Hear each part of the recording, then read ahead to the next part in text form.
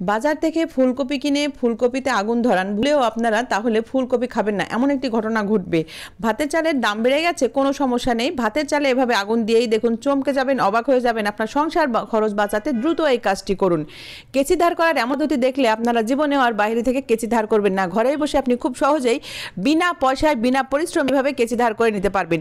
পিঠা তৈরি করা যেই চাউলের গুঁড়ো, সেই চাউলের গুঁড়ো এভাবে তেজপাতা রেখে দেখেছেন কি হয়? চাউলের ভেতরে তেজপাতা রাখলেই পিঠা এত সুস্বাদু হবে আপনারা কল্পনা করতে পারবেন না।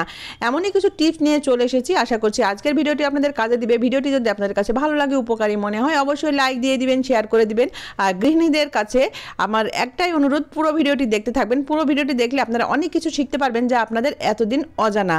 বন্ধুরা, যাদের বাসায় ছোট বাচ্চা আছে তারা ভুলেও এই কাজটি করবেন না। তাদের জুতোর ভিতরে অবশ্যই এইভাবে নিউজপেপার দিন। নিউজপেপার দিলে আপনারা ভাবতেও পারবেন না যে বাচ্চাদের এই জুতোর কি উপকার হবে।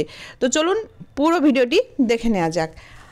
বন্ধুরা, আমরা যখন এই কাঠের হাতা খুন্তিগুলো ব্যবহার করি, দীর্ঘদিন ব্যবহার করতে করতেই দেখবেন হাতা খুন্তিগুলো কিন্তু আস্তে আস্তে নষ্ট হয়ে যায় বা এটার কালার চেঞ্জ হয়ে যায়। এটা কিন্তু আর ব্যবহার করতে ইচ্ছেও করে না, তখন ফেলে দিতে হয়। কিন্তু হাতা খুন্তির এই টিপসটা জানলে আপনারা ভুলেও হাতা খুন্তি আর ফেলবেন না। সামান্য একটু সরিষার তেল নিয়ে যদি হাতা খুন্তি ব্যবহারের পরে এইভাবে ভালো করে তেল লাগিয়ে রাখেন, দেখবেন হাতা খুন্তিগুলো অনেক দিন ভালো থাকবে, কালারটা সুন্দর থাকবে। অনেক সময় দেখা যায় হাতা খুন্তি কালচে হয়ে যায়, দেখতে খারাপ হয়ে যায়, আর একটা বিচ্ছিরি একটা শ্যাওলার মতো গন্ধ হয়ে যায়, সেটা আর হবে না। তাই আপনারা ব্যবহারের পরে হাতা খুন্তিগুলো ধুয়ে নিয়ে শুকনো কাপড় দিয়ে এইভাবে মুছে নিয়ে যদি সামান্য একটু সরিষার তেল হাতা খুন্তির গায়ে লাগিয়ে দেন, তাহলে দেখবেন দীর্ঘদিন এই হাতা খুন্তিগুলো ভালো থাকবেন, নষ্ট হবে না, আর এখানে কোনো রকম শ্যাওলাও পড়বে না। তো দেখুন, আমি প্রতিটা হাতা খুন্তিতে এইভাবে এই সরিষার তেল লাগিয়ে দিচ্ছি। এখানে কিন্তু সরিষার তেলই লাগাতে হবে, এখানে কিন্তু সয়াবিন তেল বা অন্য কোনো তেল লাগালে চলবে না। তাই অবশ্যই এই ছোট্ট কাজটি করতে পারেন। এবার চলে যাচ্ছি পরবর্তী টিপসে। বন্ধুরা, এখানে নিয়েছি আমি একটা বিছানার চাদর।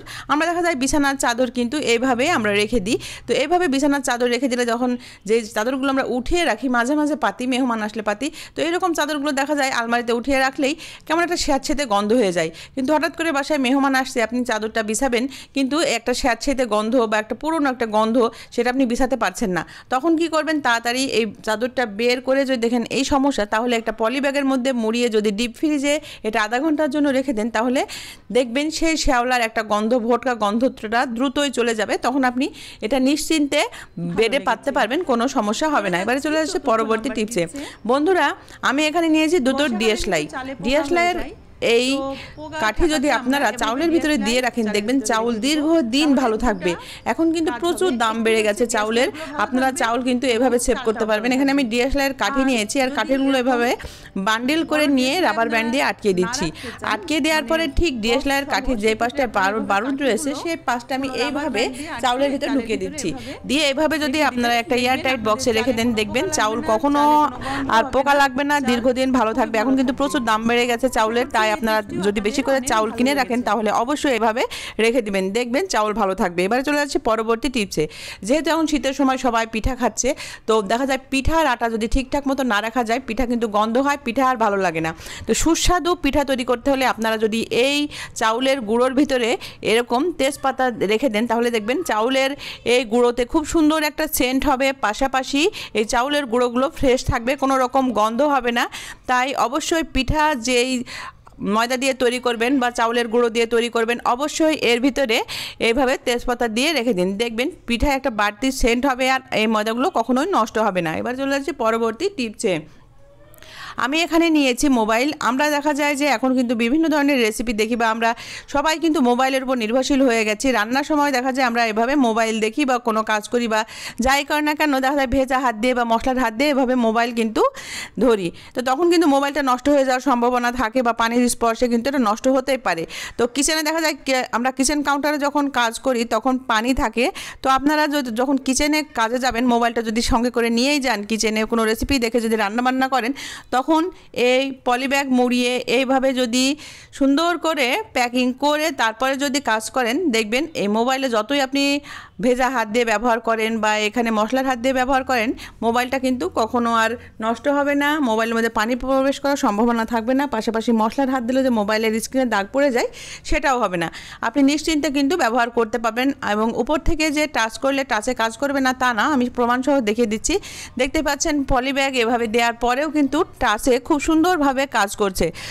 তাহলে এভাবে আপনারা ট্রাই করে দেখবেন। কিচেনে মোবাইল নিয়ে গেলেও কিন্তু পানির সংস্পর্শেও আপনার মোবাইলটা ভালো থাকবে। সেক্ষেত্রে কিন্তু আপনি যে কোনো রেসিপি দেখে বা যে কোনো কাজ করে নিতে পারবেন ঠিক এই মোবাইলটা ইউজ করে। তো দেখুন আমি কত সহজেই কিন্তু মোবাইলটা ব্যবহার করতে পারছি। তো এভাবেই কিন্তু আপনারা কঠিন কাজের সহজ সমাধান করে নিতে পারবেন। তো বন্ধুরা, আশা করছি এই টিপসটা আপনাদের কাজে দিবে। এবারে চলে যাচ্ছি পরবর্তী টিপসে। বন্ধুরা, বাচ্চাদের জুতো দেখা যায় ওদের পরালেই কিন্তু জুতোর মধ্যে একটা বাজে গন্ধ হয়। শুধু বাচ্চাদের জুতো না, বড়দের জুতোতেও হয়। আবার জুতো এভাবে রেখে দিলে যদি জুতোর মধ্যে একটা ভেজা ভাব থাকে, সেক্ষেত্রেও কিন্তু জুতার ভিতরে ব্যাকটেরিয়া জন্ম নেয়। আর বাচ্চা কাচ্চার জুতোয় কিন্তু অবশ্যই ব্যাকটেরিয়া জন্মাতে দেওয়া যাবে না কিছুতেই, কেননা বাচ্চা কাচ্চার স্কিন খুব সেনসিটিভ হয়। তাই বাচ্চারা জুতা পরার পরপরই যখন জুতা খুলবে সঙ্গে সঙ্গে এর ভিতরে নিউজ পেপার এভাবে দিয়ে দিবেন। তাহলে যদি হালকা ভিজেও থাকে কোনো কারণে, তাহলে দেখবেন সেই ভেজা ভাবটা এই নিউজ পেপারে চুষে নিবে, জুতার ভিতরে কোনো রকম ব্যাকটেরিয়া জন্ম নেবে না। পাশাপাশি এই জুতাটাও কিন্তু নষ্টও হবে না আর জুতার ভিতরে কোনো রকম গন্ধ হবে না। যদি এরকম নিউজ পেপার আপনার হাতের কাছে না থাকে, তাহলে সিলিকন থাকলে সিলিকনের এগুলো ফেলে না দিয়ে সিলিকনও দিয়ে রাখতে পারেন। শুধু যে বাচ্চার জুতোর ক্ষেত্রে কিন্তু এই টিপসটা কার্যকারী হবে এমন নয়, বড়দের জুতোর ক্ষেত্রেও কিন্তু এই টিপসটা কার্যকারী হবে। তাই অবশ্যই জুতো ব্যবহার করার আগে বাচ্চাদের হোক বড়দের হোক এরকম নিউজ পেপার অথবা সিলিকন দিয়ে রাখবেন। এবারে চলে এসেছি পরবর্তী টিপসে। বাসায় যে কেচিগুলো আমরা ব্যবহার করি, দেখা যায় কোনো কিছু আর কাটে না, মাঝে মাঝে এতটাই ধার কমে যায়, তখন আপনি কিভাবে এই কেচির ধার করবেন? এটা কিন্তু পার্মানেন্ট ধার হবে না। এখানে নিয়ে নেবেন লবণ, আমাদের বাসায় যে লবণটা আমরা খাই সেটাতেই হবে। লবণটা নিয়ে এইভাবে কেচিটা অনবরত দিয়ে কাটতে থাকবেন, দেখবেন কেচিতে ধার চলে আসবে। প্রথমে আপনাদের আমি দেখালাম কেচিটায় কিন্তু ধার ছিল না, তেজপাতাও কাটছিল না।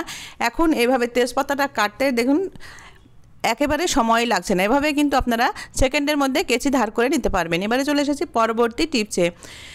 আমরা তো এখন ফুলকপি খাই, ফুলকপি যেন জাতীয় সবজি হয়ে গেছে, ফুলকপি ছাড়া কিন্তু চলেই না। কিন্তু ফুলকপি খাওয়ার আগে অবশ্যই এই ছোট্ট টিপসটা মাথায় রাখুন। বন্ধুরা, আমরা আর যা খাই কিন্তু কোনো ময়লা খেতে পারি না বা এটা খাওয়ার ঠিকও না। তাই আমরা কিন্তু সবসময় চাই ফ্রেশ জিনিস খেতে। ফুলকপির এই ডাটাগুলো কেটে নেবেন। কেটে নেওয়ার পরে ফুলকপিটা চুলার উপরে এইভাবে যদি আপনারা 30 থেকে 40 সেকেন্ড বসিয়ে দেন, দেখবেন ফুলকপি থেকে পোকা বের হতে থাকবে। ফুলকপিতে কিন্তু প্রচুর পরিমাণে পোকা হয়, আর পোকা হওয়ার কারণে কিন্তু ওরা কীটনাশকও ব্যবহার করে প্রচুর পরিমাণে। তাই আপনারা ফুলকপি অবশ্যই চুলার উপরে এভাবে 30 থেকে 40 সেকেন্ড ডাটাটা কেটে নিয়ে যদি দেন, তাহলে দেখবেন ওর ভেতর থেকে পোকা বের হচ্ছে। কিন্তু এতে ফুলকপি যে নষ্ট হবে তা হবে না, পোকাটা অবশ্যই এভাবে বের করে নেবেন। দেখুন আমি ফুলকপি দেওয়ার পরে ফুলকপি থেকে পোকা কিন্তু বের হয়ে গেছে, কিন্তু ফুলকপির কোনো ক্ষতি হয়নি। তো আশা করছি আপনারা বাজার থেকে এখন থেকে ফুলকপি কিনলে এই টিপসটি মাথায় রাখবেন। ভিডিওটি ভালো লাগলে লাইক